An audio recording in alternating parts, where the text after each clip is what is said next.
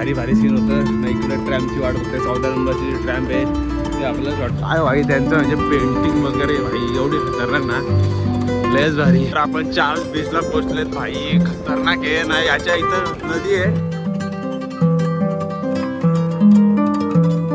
तर आपण कास्टलच्या वरती पोहोचलेत. तर भाई कास्टल बघा रात्री कसं वाटतंय. खतरनाक ना.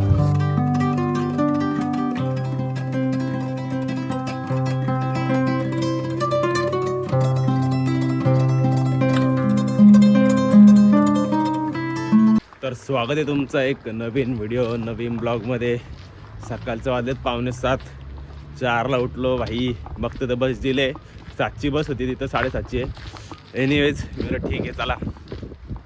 असा नाश्ता केला भाई लवकर आंघोळ करून. भाई एवढी थंडी आहे, एवढी थंडी आहे. इकडून पाऊस पडले, बर्फ तर चालूच आहे, पाऊस पण आहे.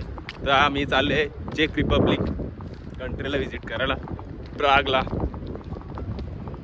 तर आता 6:45 वाजले ना, अजून कालू बाबा एवढं आहे डेंजर. सध्याचं तर इकडं विंटर सीझन आहे म्हणून कसं माहिती आहे का, दिवस कमी नाही रात्र जास्त. तर ही इथनं मला भाई म्हणजे ते बसचं एक राऊंड पडलं 50 युरो, म्हणजे आपल्याच बघा 5,500. ते कॅल्क्युलेट करा काय ते. सगळ्या पहिलेच फ्लेक्सी बसमध्ये आणि इकडं फ्लेक्सी बसने मी म्हणजे हे करून ठेवले. हे बघा रेट इकडं डिझेल पेट्रोल 1.8 युरो भाई. 180 रुपये भाई. कसला मागे येतं. आराल हे कुठला आराल. तर एक मेट्रोम बसलो तर 1 तास लागला इथनं सिटी सेंटरमधनं इथे याला.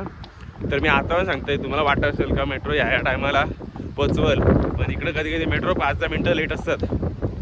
त्याच्यामुळं तुम्ही लवकर निघा, जेणेकरून तुमचा माझ्या मते आहे ना तुम्ही इथं अर्धा तास तरी लवकर बसा. इन केस ऑफ जर कधी कधी आपण इथं नवीन आहेत, इन केस ऑफ जर मेट्रो तुमची सुटली म्हणजे आपल्याला वाटतं का बरोबर मेट्रो चढलेत, कधी कधी चुकीची पण असते मेट्रो. एक सांगायची गोष्ट, त्यांची लँग्वेज तुम्हाला माहिती आहे वेगळी असतं. एक तर इंग्लिश आणि जर्मन ह्या 2 लँग्वेज असतात, पण त्यांची तर लिहिलेली असते जर्मन लँग्वेज.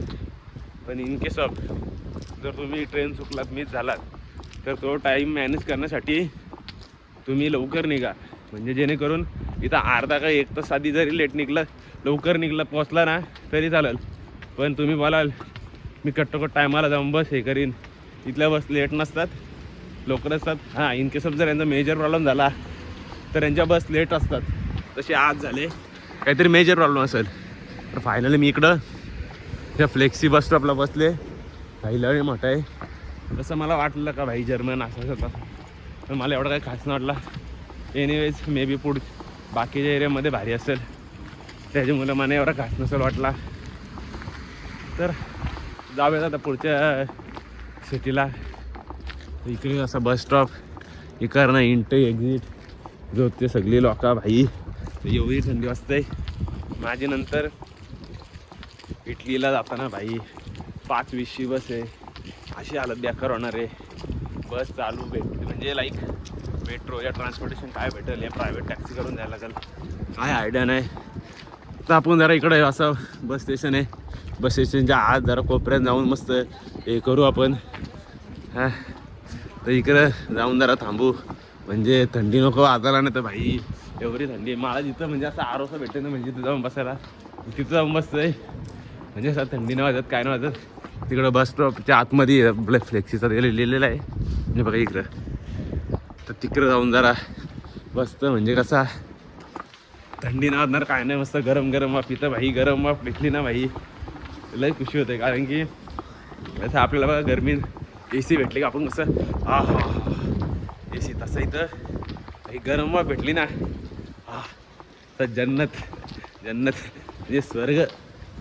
लई खतरनाक. सगळी लोक तिकडं थांबलेन. तर चला आता आपण पण जाऊन जरा थांबू. बस आलेली बाबा.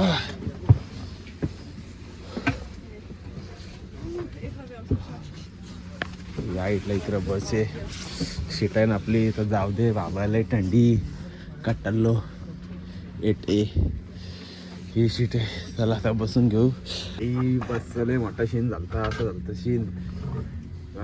7ची बस 7:30ला आली. बस तिथं जाऊन बघतोय तर भाई बसच नाही. बॉर्डर तिथं दिलेली काय मी करतो बस गेली आहे काय. नंतर बघतोय काय इकडं आलो त्या पोरीनं विचारला, त्या पोरीबद्दल आम्ही पण तिकडं चालेल. त्या बस सगळा इकडे विचारला तेव्हा समजला तर तीच बस आहे जे जाणार आहे. मग नंबर चेंज झाला तर 12 वाटता मी करते भाई गेली आहे काय बस. 4-5 हजाराचं बरं नुकसान झालं असता. एनिवेज तिथं बसच्या त्या याच्या पण लिहिलेलं असं 15 मिनटं आधी आहे म्हणजे जेणेकरून म्हणतो बसचा प्रॉब्लेम केला. थंडी एवढी वाढत चालली भाई खतरनाक.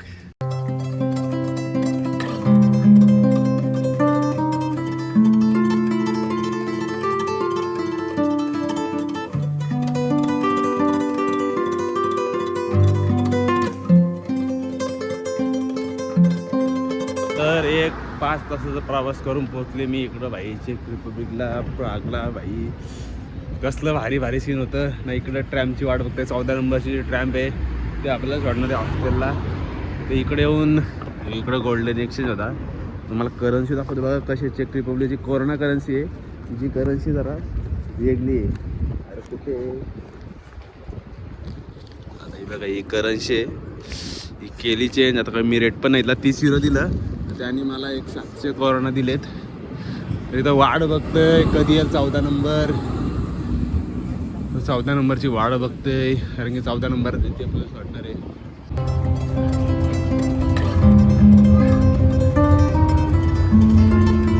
तर 10 मिनिटात त्या ट्रॅम्पने सोडला आपल्याला इकडं हॉस्टेलच्या इथं. प्लस प्राग हॉस्टेल आहे. पर डेचं काहीतरी 2-2-2.5 हजाराच्या आसपास आहे. भाई मी तिथं पैसे टॅप एंड पे करायला बघते होतच नाही. तर मी जरा जाऊ दे. 5 तिथून मी नाही रस्त्यावर सोडला तिथनं मग 5 मिनटावर माझा यो प्राग प्लस हॉस्टेल आहे. तर चला तुम्हाला दाखवतो कसं आहे हॉस्टेल कसा नाही. आणि भाई मी इथं बघतोय ना अख्खा एरिया सामसूम आहे. काय लोक जास्त नाही काय नाही भाई काय माहिती आहे काय सीन आहे नाही. इकडं बाजूला डोंगर आहे इकडं डोंगर आहे. बघू आता जाऊयात चेकिंग करतो. चेकिंग तर लगेच देणार नाही कारण की 300 चेकिंग आहे. बॅग ठेवून आपण निघायचा फ्रेश थोडासा व्हायचा थोडंसं काहीतरी खायचा. चला तर आपल्याला हॉस्टेलला चेक इन काय दिली नाही. तर बॅग ठेवली ट्रॅम्प पकडली आणि आलेत आपण सिटी सेंटरला. म्हणजे 1452 साली बांधलेला चार्ज ब्रिज तो बरं बघू. आणि अजून बाकीचे कॅथेड्रल वगैरे या साईडचे पॉईंट आहेत ते पण कवर करू. 1342 साली इथे एक पूर आलता. त्या पुरात भाई ब्रिजचा लय हालातूल झालं तर नंतर परत तो रिकवर करण्यात आला. तर बघूयात एक्झॅक्टली कसं दिसतंय ना भाई. एवढी भारी आहे नाही प्राग सिटी भाई खतरनाक लय आवडली मला. तुम्हाला दाखवतो बघा काय भाई त्यांचं म्हणजे पेंटिंग वगैरे भाई एवढी खतरनाक ना लयच भारी ना. इकडे तुम्हाला या ट्रॅम्पला ट्रॅव्हल करण्यासाठी 30 कोरोना ह्याचे कोरोना असे करन्सी 30 कोरोना 150 कोरोना 24 तासाचा पास येतो. 72 तासाचा एक पास येतो 350 कोरोना. तर मी फक्त एक नॉर्मल तिकीट आता जाताना काढला. जेव्हा आपण प्रागमध्ये पोचलो तेव्हा काय आपल्याला भेटला नाही तो कुठं असं काउंटर. नंतर जिथं उतरलो ना तिथं भेटला. मग हॉस्टेलला नंतर चेक इन वगैरे इथं सिटी सेंटरला येताना तो काढून घेतला. तो बेसिकली 30 मिनटं असतो. तर मी इथनं जाताना पण तोच घेणार आहे. आणि उद्या मी जेव्हा हॉस्टेलमधनं एक्झिट नाही उद्या जेव्हा टूर करायचे ना म्हणजे लाईक आपल्याला ट्रॅव्हल करत आहे तेव्हा 24 तासाचा मी मे बी घेणार. तर बघूयात भाई खरंच सांगते पेंटिंग एवढ्या भारी वाटतात ना भाई तोडच नाही. खतरनाक पेंटिंग आहे बघा. काय भाई स्ट्रक्चर आहे ना काय पेंटिंग केलं आहे खतरनाक केलं आहे बघा. काय भारी वाटतंय. तर जाऊया आपण चार्ल्स बीचकडे.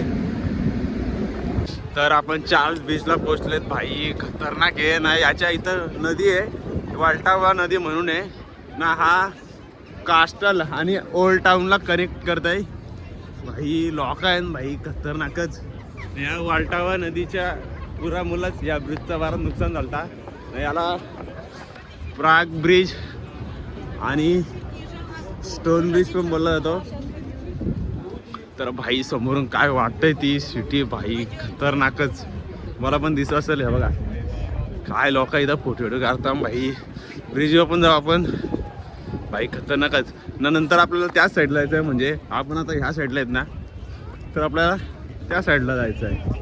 म्हणजे तिकडं 2 पॉईंट आहेत ते पण कवर करायचे आहेत. तर बघूयात जाऊयात. हीच ती वाल्टावा नदी आहे ज्याने इकडं लई म्हणजे हे चालता भाई. सॉरी तर जाऊयात आपण जरा, आपण पण एकदम फोटो काढू. कशीला ऊच आहे माणूस, काय भारी वाटतंय ना. हो ऊन इथं म्हणजे बरा मला एक भाई जर्मनीला बर्फ पाऊस दिवस होता, इथं असं काय नाही. आणि इथं ब्रिज बघा असं पेंटिंग करायला असतात, इकडे लाकड इकडे विकायला येईन भाई. ह्यो ब्रिज टोटलला राऊंड म्हणजे तिकडनं ते इकडे यायला अर्धा किलोमीटरचा आहे. इकडे फोटो ड्रॉइंग फुल म्हणजे या रस्त्याला म्हणजे या ब्रिजवर आहे ना सगळीकडे मला वाटतं ड्रॉइंगवालाच भेटतं नाही बघा, नुसतं ड्रॉइंगवालं. काय भाई मूर्ती बघा या इथला पण काही इथं प्रत्येकाकडे आहे ना पप्पीच असतात, जो तो पप्पी घेऊन फिरतो बघा. ही ती नदी काय भारी वाटतं ना सीन. हा बारा ऊन कडे गेला पाहिजे, किती बारा वाटेल ऊन कडक आला तर.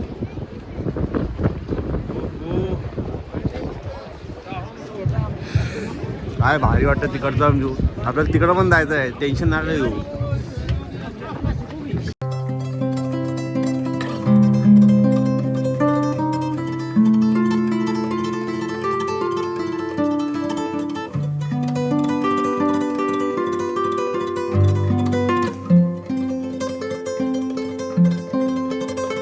ब्रिज येऊन बघा लोक असे हात लावतात म्हणजे लकी 20 साठी बघा.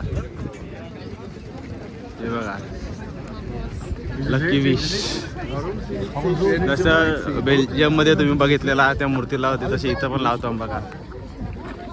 तर ब्रिज संपल्यानंतर इकडे कासलला जाताना भाई काय भारी वाटते. असं वाटतं का भाई का कुठल्या पिक्चरचा म्हणजे याला आल्या काय म्हणजे तो असते ना काय बोलतात त्याला डेकोरेशन वगैरे सगळं केलेला असं वाटतंय.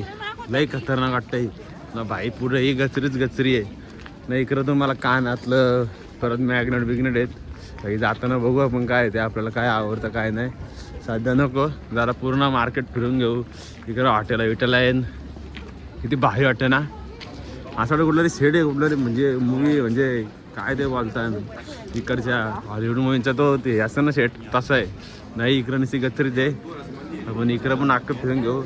म्हणजे भाई लय आवडली मला ही कंट्री भाई, खतरनाकच.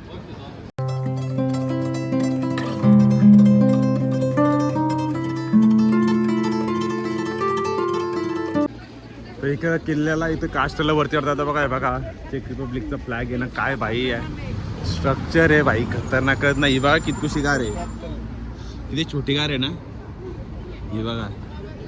याच्यात कोंब बसले बघा, एलियन रोबोट किती छोटी कार आहे ना. आपल्याला म्हणजे असं वरती चढत असं वरतीकडे कास्टल बघायला जायचं आहे. तर आपण कास्टलच्या वरती पोचलेत. तर भाई म्हणजे कास्टलच्या वरती म्हणजे याचे जे जुने कन्स्ट्रक्शन आहे ते थोडंच राहिलं आहे, पण बाकीचे जे कन्स्ट्रक्शन आहेत म्हणजे लाईक तर हे जे ते नवीन कन्स्ट्रक्शन आहेत. म्हणजे इथं मी राष्ट्रपती झाले, या राष्ट्रपतीचे काही मोठे जे कार्यकर्ता आहेत त्यांचे जे काही मेंबर आहेत त्यांच्यासाठी हा कास्टल पूर्णपणे इथली जी घरं विरं आहेत ते इथं राहतात. तर हा गिनीस वर्ल्ड बुक ऑफ रेकॉर्डमध्ये पण म्हणजे कारण की त्याचा रिझन असा की हा सर्वात जुना कास्टल आहे.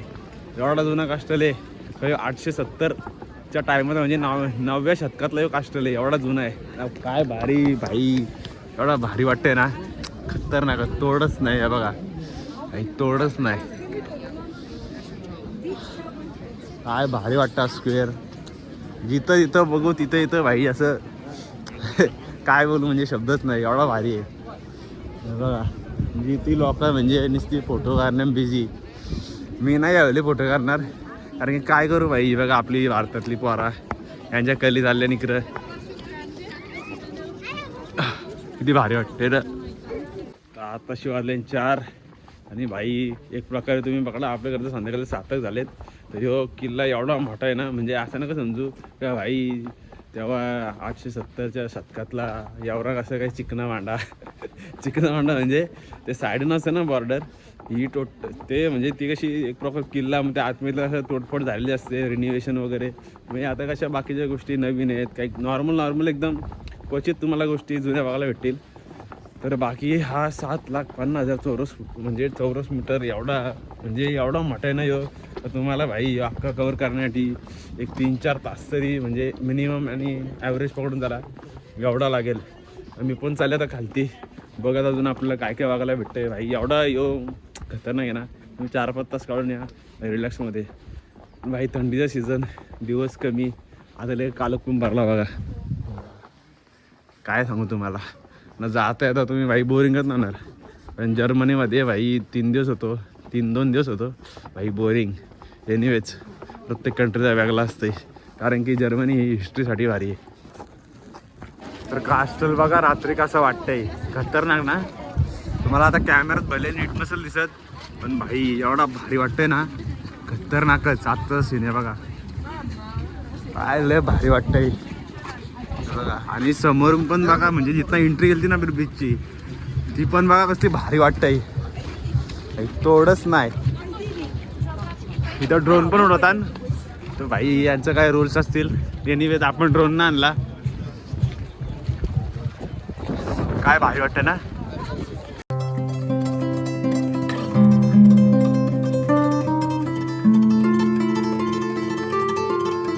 तर भाई इथला यांचा काय बॅटरी बॉलवट काय माहिती. तर चला इथं जायला काहीतरी घेऊ ना, काहीतरी खाऊ जरा. तर इथं येऊन असं हे काय तुम्हाला पाहिजे ते ॲड करायचा. बकेट्स काय भाई काय टी आहे. ऑलरेडी मी इकडं काय एक सूप केले ऑर्डर. अजून इथं शेफ मेनूमध्ये काय चला बघतो. थांबा ऑर्डर आल्यावर दाखवतो मला काय येते. तर केले इथं ऑर्डर जवळजवळ 700 रुपयाचा पारला. चला घेतं खाऊन मस्त जरा. टुना फिश आहे, हे चिकन सूप आहे आणि हे चीजी नगेट्स आहेत. मला घेतं खाऊन ना. इकडं समोरचा मस्त व्ह्यू. तर मस्त सगळा फिरून झाला आणि मी आलो माझ्या हॉस्टेलजवळ. काही थोडासा प्रॉब्लेम झाला म्हणून आलो. थोडासा एक काम पण होता, तर मेरा हॉस्टेलला जावा. तर भेटू आता नेक्स्ट व्हिडिओत.